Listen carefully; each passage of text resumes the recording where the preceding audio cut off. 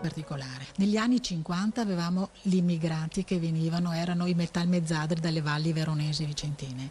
Negli anni 70 sono stati i meridionali, dagli anni 90 sono arrivati cittadini da tutto il mondo, in particolare dal Bangladesh. C'è una comunità di 1100 bangladesi i cui figli afferiscono soprattutto alle due scuole Zanella e Piaget, e noi in queste scuole abbiamo percentuali superiori al 52 e al 74% di alunni stranieri. Lei è la mamma del bambino che è l'unico italiano in una classe di stranieri. Sì, esatto.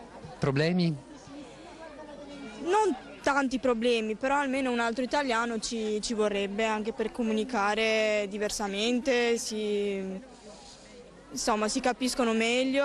Sì, è vero che parlano anche italiano, però i genitori ancora non riescono a parlare italiano, quindi nel caso mio figlio si dovrebbe assentare qualche giorno, è difficile comunicare io, mamma, con i genitori che non sono italiani. I bambini sono camaleonti, nel senso si riescono ad adeguare sia all'ambiente, quindi a livello scolastico, a livello anche poi fuori di paese, e forse un po' di più degli adulti, che c'è meno elasticità. Ci siamo incontrate più volte con i genitori, perché c'erano ormai molti genitori che vogliono andare nei comuni limitrofi proprio per evitare il discorso di stranieri, perché ci sono delle problematiche effettive con i bambini stranieri, perché comunque c'è una buona parte che vuole integrarsi, una buona parte che si cerca di isolarsi. È una situazione che dura da molto tempo, siete più arrabbiati o rassegnati?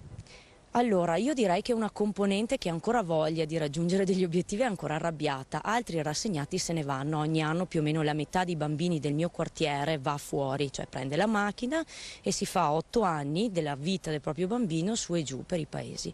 Si chiama effetto concentrazione in psicologia sociale. Questi genitori più o meno cercheranno casa fuori comune. Invece i bambini immigrati che vivono qua diventano una comunità sempre più forte, sempre più coesa, un po' come Little Italy in America.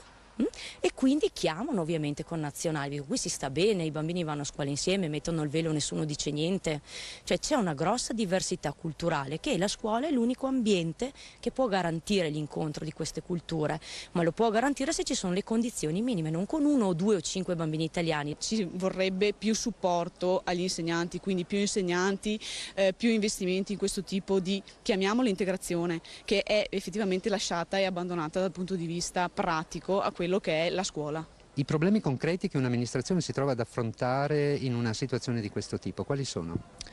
Possono spaziare dai problemi della mensa, perché ovviamente gli stranieri hanno esigenze alimentari diverse, però abbiamo risolto anche quello, nel senso che ci sono dei menù specifici, così come per il bambino che può avere problemi di salute, anche per chi ha un menù diverso per una questione di scelta personale, anche in quel senso cerchiamo di andare incontro.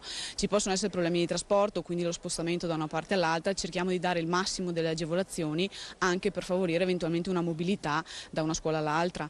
Idem dicasi eventualmente per le famiglie numerose. Noi dal terzo figlio in poi la mensa non la paga, quindi è assolutamente gratuita, e anche in questo senso cerchiamo di agevolare quella che può essere la frequenza alla scuola, che è comunque la cosa fondamentale per l'integrazione e per il futuro.